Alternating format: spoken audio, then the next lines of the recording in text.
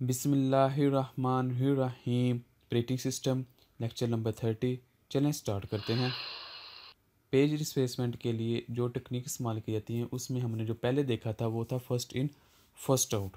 तो इसके लिए अब जो दूसरी टेक्निक है वो है पेज ऑप्टिमल डिस्प्लेसमेंट। इसमें क्या होता है चलें देखते हैं। This algorithm process lost page fault rate. It replace the page that will not be use for the longer period of time. यानी कि इसमें हमने उस पेज को रिप्लेस करना है जो विल नॉट बी यूज्ड, जो इस्तेमाल नहीं होगा लॉन्गर पीरियड ऑफ टाइम, जो लंबे अरसे तक या ज़्यादा देर आने वाले वक्त में वो ज़्यादा इस्तेमाल नहीं होगा, या कह लें कि उसको इस्तेमाल करने में अभी टाइम बहुत ज़्यादा है, या इस तरह आप कह सकते हैं कि मुस्तकबिल में वो अभी इस्तेमाल नहीं होगा तो हम उसको निकाल देंगे, या उसको इस्तेमाल होने में काफ़ी टाइम है अभी तो हम उसको अभी फ़िलहाल निकाल देंगे। वो कैसे, इनको हम देखते हैं।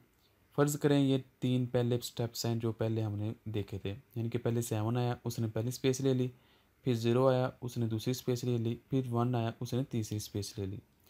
अब 2 आता है। 2 ये देखेगा कि मैंने किधर फिट होना है। तो इसके लिए हमें इधर नज़र दौड़ानी पड़ेगी कि सबसे लास्ट पे कौन सा ऐसा नंबर है इन तीनों में से जो अभी नज़र नहीं आ रहा है या सबसे एंड पे है।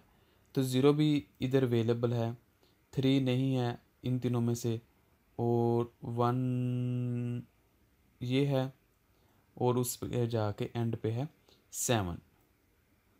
तो यानी कि इस तरह अगर हम ये सारा डाटा देखें तो हमें ये पता चल जाएगा कि जो 7 है उसने सबसे एंड पे जाके यूज़ होना है as compare to other numbers. तो इस तरह क्या होगा, 7 को निकाल के जो नया नंबर आएगा उसको रख दिया जाएगा।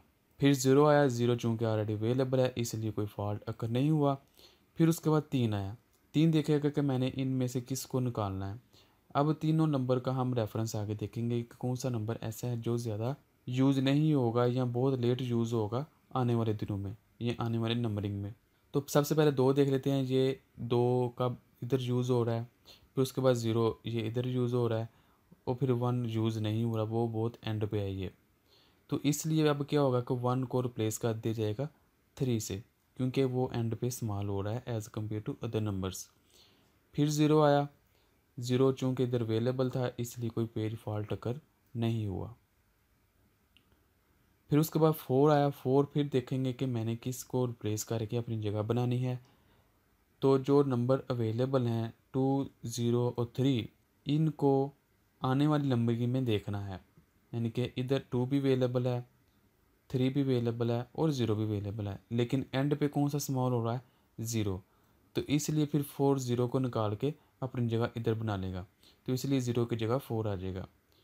फिर इस प्रोसेस के अंदर 2 अवेलेबल है, फिर इधर 3 अवेलेबल है, कोई फॉल्ट अगर नहीं हुआ।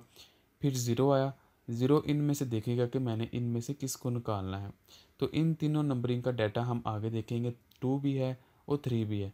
जो 4 है वो वाला अवेलेबल नहीं है आगे कहीं भी, यानी कि 4 अब ज़्यादा इस्तेमाल नहीं होगा या होगा ही नहीं, तो फिर 0 4 की जगह आ जाएगा।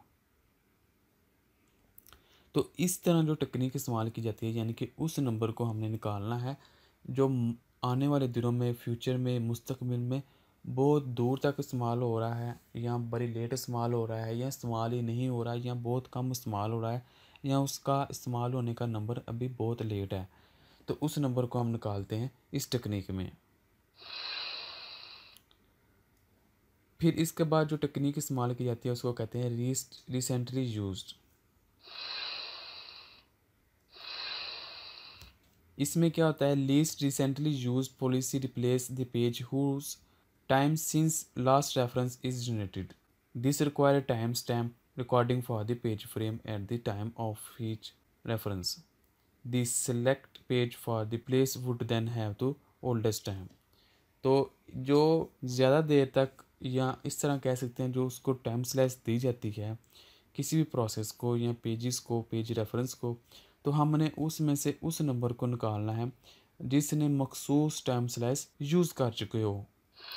फॉर एग्ज़ाम्पल अगर हम इस प्रोसेस की टेक्निक को देखते हैं तो इसके अंदर क्या होता है कि हम हर पेज को 3 का टाइम स्लाइस दे देते हैं। यानी कि जो भी प्रोसेस, जो पेज रेफरेंस है, वो 3 टाइम स्लाइस जब इस्तेमाल कर लेगा तो हम उसको फ्री करने के लिए रख देंगे, यानी कि उसको निकाल देंगे, उसकी जगह नया रेफरेंस रखेंगे। यानी कि 3 टाइम, अगर जो भी टाइम हम सिलेक्ट करें 3 या 4 या 2 के, उतने टाइम तक जो भी पेज अंदर अवेलेबल था, जब उसने उतने टाइम अपना काम मुकम्मल कर लिया या उतने टाइम उसने वेस्ट कर लिए या उतने टाइम उसने यूज़ कर लिए, तो अब बारी है कि उसको निकाल दिया जाए और फिर उसको बाद में कह दीजिएगा तुम बाद में दोबारा आओगे। तो पहले 3 जो स्टेप्स हैं ये सेम ही हैं इसके लिए भी, क्योंकि पहले 7 आया उसने पहली स्पेस ले ली, फिर 0 आया उसने दूसरी स्पेस ले ली, फिर 1 आया उसने तीसरी स्पेस ले ली। लेकिन इसके अंदर एक चीज़ का इजाफा देखें कि पहले 7 आया, इसने एक टाइम अवेलेबल रहा, फिर 7 अवेलेबल रहा दूसरे में भी, फिर 7 अवेलेबल रहा तीसरे में भी, यानी कि 3 टाइम तक 7 अवेलेबल था। तो हमने अगर लिमिट 3 की लगाई है, तो अब क्या होगा कि जो नया नंबर आएगा वो इनमें से देखेगा कि कौन सा ऐसा पेज रेफरेंस है जिसने अपने टाइम स्लैश पूरे कर लिए हैं या एक लिमिट तक वो अवेलेबल रह चुका है। तो आप इधर देख सकते हैं जो 7 है वो एक लिमिट तक अवेलेबल रह चुका है, क्योंकि हमने अभी 3 की कंडीशन लगाई है। तो क्या होगा कि 2 जो आएगा वो 7 की जगह आ जाएगा, क्योंकि 7 ने अपने 3 नंबर या 3 टाइम स्लैश मुकम्मल कर लिए हैं। तो इसको आपने इस्तेमाल करने से पहले इनकी नंबरिंग ज़रूर लगा लेनी है। ये 1 2 3 इनकी कितनी देर दफ़ा रह चुका है। फिर उसके बाद 0 आया तो 0 ऑलरेडी अवेलेबल था, तो उसके लिए कोई भी पेज फॉल्ट अकर नहीं हुआ।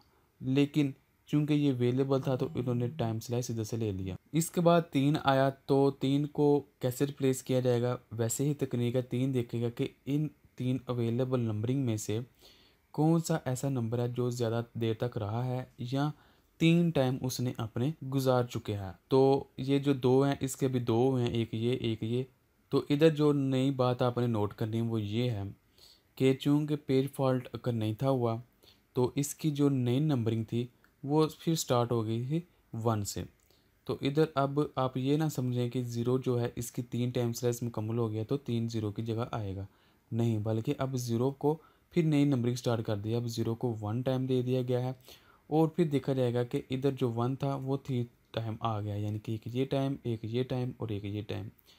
तो अब यहाँ 3 को 1 की जगह रिप्लेस किया जाएगा, क्योंकि जो 1 है वो 3 टाइम इधर तक गुजार चुका है। फिर उसके बाद 0 आएगा, 0 ऑलरेडी अवेलेबल है तो कोई फॉल्ट अकर नहीं होगा, लेकिन इनकी टाइमिंग एक एक बार भी जाएगी, क्योंकि इधर आप देख सकते हैं 2 जो है 3 पे है और 0 जो है ये 2 पे चला जाएगा और जो 3 है ये 1 पे रहेगा। तो जब इधर आएंगे 2 हो जाएगा 3 पे और 3 हो जाएगा 2 पे, इस तरह इसका टाइम स्लैश 2 हो जाएगा। तो अब सीधी सी बात है, जो 3 हो चुका है वहाँ उसको रिप्लेस कर दिया जाएगा। तो इस तरह करते करते ये फार्मूला हम इस्तेमाल करते हैं कि जो भी पेज रेफरेंस के अंदर नंबर आया है जिसने अपने टाइम स्लैश मुकम्मल कर लिए हैं, हम उसको निकाल देंगे।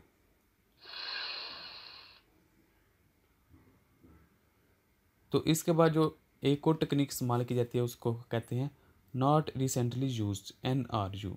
Not recently use algorithm associate page reference bit with each page frame, यानी कि उसके अंदर पेज रेफरेंस के लिए बिट इस्तेमाल की जाती है जिसके साथ उसका फ्रेम भी होता है। This policy select an interval of time during which the page reference bit is set to the 1 if the page is referenced during the time after the interval terminates all the bits are reset and the new time is set। तो इसके अंदर तमाम page reference के साथ एक bit allow कर दी जाती है। तो किसी एक का भी अगर टाइम स्लाइस मुकम्मल हो जाता है तो क्या किया जाता है, तमाम के तमाम पेज रेफरेंस को रिस्टार्ट कर दिया जाता है। तो इस तरह जो नंबर रह जाता है रिस्टार्ट करने के बाद उसको चौथी स्लाइस पे जाके या फ्रेम पे जाके लॉक किया जाएगा कि अब तुम उसकी जगह पेज रिप्लेसमेंट कर सकते हो।